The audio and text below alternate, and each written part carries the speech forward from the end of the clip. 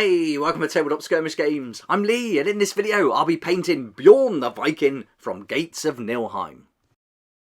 A big thanks to Raybox Games for sending me out this model from their new Gates of Niflheim, and I'll be showing you in this video exactly how I painted him up step by step with some nice simple techniques to get him ready for battle. Now he's already primed, and first up I used the German Panzer Grey, and I brushed this on, and if you haven't seen that video yet, that's up on the channel already if you'd like to have a look. And then I went over that once it dried with a dry brush of 2 thin coats White Star paint by Duncan Rhodes, my favourite white paint. It's so good. And then this is what we're left with.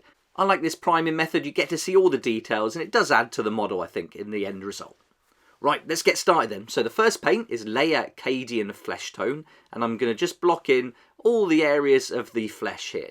I'm using a wet palette when I paint these models, and I'm mixing about 1 part paint to 1 part water, and I'll be doing 2 coats. So anytime you see me doing a base coat and blocking in the areas like the flesh here and the trousers later on, I'll be doing 1 coat, let that completely dry, and then do another coat over the top. And I'm always moving that model around, making it nice and easy, so I've got lots of control and I'm stable with my arms and hands resting on the table. And that's just a great way to have more control, and then just take your time blocking it in all those colours. Then I wanted a nice orangey brown, so I took Mournfang brown and Troll Slayer orange, and here's the wet palette, so I'm just going to mix about equal quantities of each, maybe a touch more orange, but this is up to you, the colour you go for, but this is perfect, this is exactly what I was looking for, so 1 part of each made this nice orangey brown colour, and again I'll do 2 coats of this over all the trousers. And watering the paint down gives you a nice even coat. It dries very thin so it doesn't cover up those details, and I'm really enjoying painting in this method lately. Then I took some Balor brown, and I'm going to just give a little coat on this armband that he's got here, and then I'm also going to pick out the handles of all the different axes. So he's got the big double-handed axe here, and he's also got the 2 little ones by his side. So just taking my time and just picking out all the wooden areas, and I think this is a nice contrast against all the different browns. And to add another brown to it, I'm going to go with Contrast Snakebite Leather, and I'm going to use that for the boots. This is a beautiful colour and perfect when you've got an area like these boots with lots of surface area, all that texture. It's surprising how much surface area there is, and the Snakebite Leather and other contrast paints really go into the recesses, give you a nice shadow, but then leave those highlights we did earlier so that it comes through and just gives you lots of nice colours to play with. Next is Contrast Wildwood. This is another brown, but this one's very dark and rich, and I think this is going to be great for that bear fur. You're going to need to put quite a bit of paint on here. Again, all the texture just creates a large surface area, so we want to work that paint in, and then make sure you be careful now because we've blocked in lots of different sections. So I'm going to take my time. I haven't got too much paint on the brush, especially when I'm going into the areas that are close to like the skin here in particular. So not flooding it, but enough certainly to get in there and get in all the recesses nicely to give it that really nice dark rich shade. Now on to Contrast Agorist Dunes, and this is going to be a nice yellowy brown, and I'm going to go over the straps on the handles of the axe, but I'm also going to go over all the wood as well, and this will act a little bit like a shade, and it'll just bring out some of the texture and detail, and I'll go over the double-handed axe there on the top too. Let's grab that white paint now, and then I'm just going to do 1 part paint to water again and block in all the white areas here around the boots and the beard. And if you're interested in finding out more about this model, I will put a link down below that will take you to the Game Found campaign that launches this month. Really exciting. I'm so happy and lucky to get these prototype models to paint up and share with you. But that link will take you there where you can find out more about the game and download some rules to try it out for free too.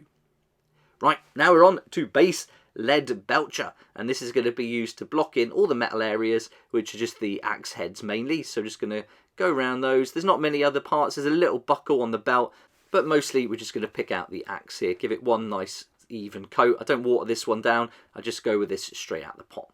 Now I'm going with Agrax Earthshade. I didn't get a picture of the actual bottle, but this is going to be great to go over all that area of the orangey brown we did, and also over the boots and the white areas, the fur around the top of the boots. So make sure that white's completely dry obviously before you do this stage, and then give a coat over the belt as well, and this will help to just bring out the details. I'm going to use it on the metal. You could use Nuln Oil if you want a different look, but I want to keep with all the brown themes.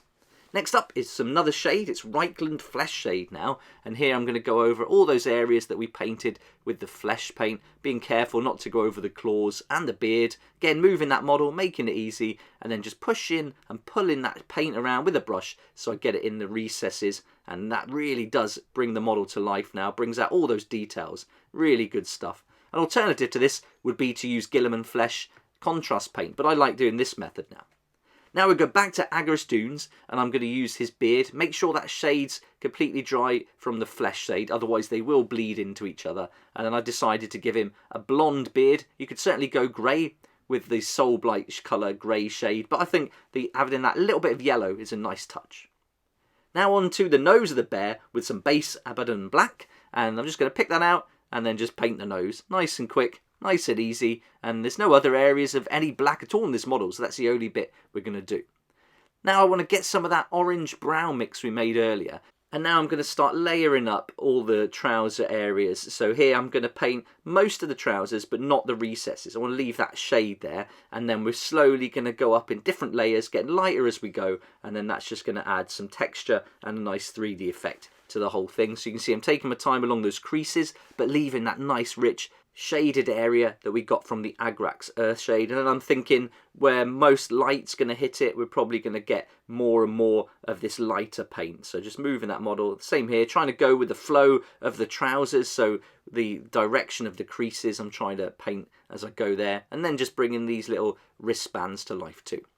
Now I want to lighten this up a little bit for the next layer, so I go to my wet palette, mix a bit of this in with white, and then just mix it around until you're happy with the colour. And then I just put a little bit next to the first colour, and I think that's a little bit too light. So I'll take more of the first colour, darken it up a bit more, and then let's see how that looks. And I think this is going to be a lot better. There you go, that's more like it. Not too much difference between that first one. So now I'm going to go over all the areas I've already done, but not quite as much. And I might do little dots, leave little dashes there, little gaps in between the line I'm painting, and that just adds some interest to it. And here, really careful just to catch the top of that now, and then when I go on to the wrist straps, I'm just going to do the very edges this time.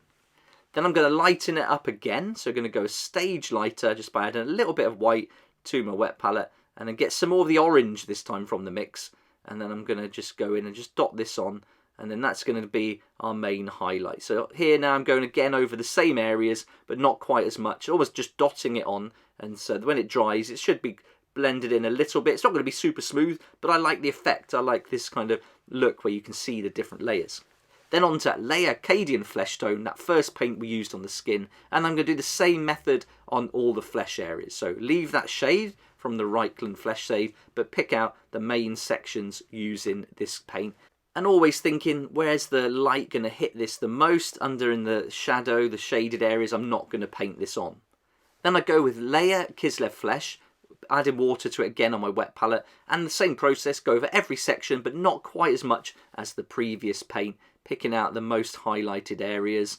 And then once I've done that, I'll do one final highlight with a nice brighter paint, the Layer Flayed One Flesh. And then here, this is again just dotting it on now. This will be our main highlight for all the fleshy areas. And anywhere where you've got most of the light hitting, like you're going to get little bits here, and certainly on the arms at the top, I'll just go along and try and do a little line, little dots and dashes. And then here we're going to get quite a lot, so I'm being a bit bolder there, as that's going to get most of the light. Then onto that white paint again, and we'll start picking out the highlighted areas for the fur around the boots. And so here I'm just going to do little lines all along the textured parts of the model. So let the model do the work for me, just pick out those areas and give a nice little highlight. And then I'm also going to do that on the beard, and I'm being careful not to have too much paint on my brush now, so I can just catch those raised areas.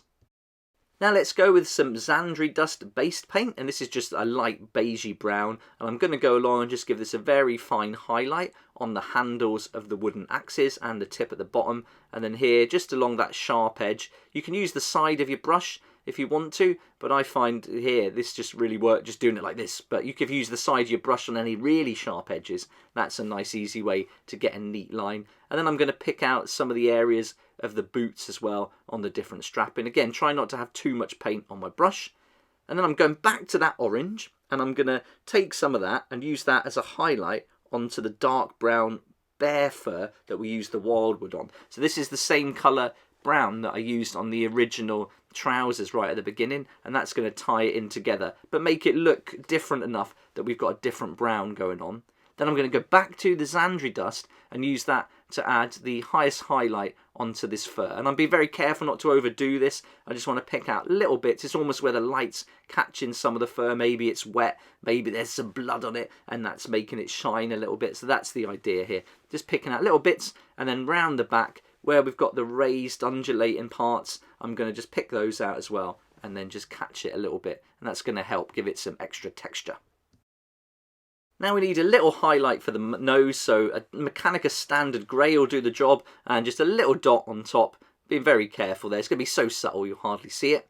Then I go on to Skeleton Horde contrast paint, and I'll use that to go over the claws and also that horn that he's wearing, or tooth that he's wearing around his neck. And there we go, a little bit on there, and that'll just dirty it up a bit.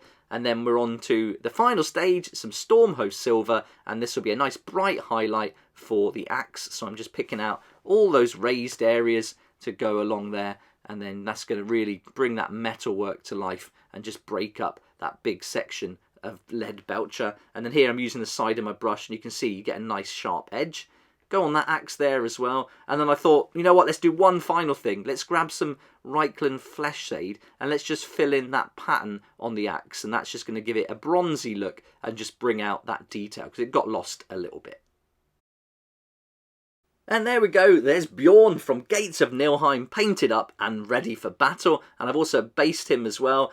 I decided not to go for the winter theme. It's not always winter where Vikings are concerned, so I thought I'd do something a little bit different. I really like this look. So there we go, that's the base, and nice simple techniques. If you want to see how I've done that, there's loads of videos on my channel where I do all different types of basing. But I was really happy with how Bjorn turned out. I think that use of contrast paint with some highlighting is a really fun way to go. Doesn't take all that long to get the model painted, and I think for the time you invest in it, it's worth the result. So there we go, there's Bjorn all painted up and ready to go. Love to know what you think about these models and Gates of Niflheim, so let me know in the comment section down below. And if you want to find out more about the game, then check out this video that I'll link to at the end of this video, and then I'll also link to the priming video that I showed you earlier, how to prime with a brush. A great way to do it, especially if you're only doing a few models.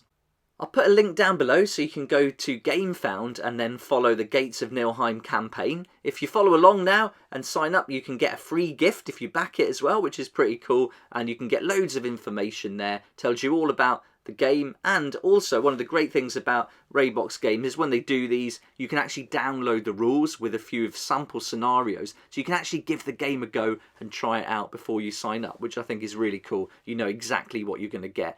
So that GameFound campaign is going to go live this month, so look out for more news on that coming soon. And I'm going to be working on the rest of the models that I've got, all prototype models that I've primed up and prepared ready to paint. And it's such a cool selection of Vikings, Saxons, all sorts of zombies. You've got trolls, mythical creatures too. Really awesome, and I just love the models. As far as prototype models go, these are fantastic, and the details on them are just great. So we've got lots more to paint up, all different styles. Really looking forward to sharing those soon. So hopefully you're looking forward to watching them too, and it'd be great if you join me for those videos coming on the channel over the next couple of weeks. But thank you so much for watching the video. Hope you enjoyed it. If you did like it, it'd be great if you hit the like button, subscribe for more videos like this one, and I look forward to seeing you next time on Tabletop Skirmish Games.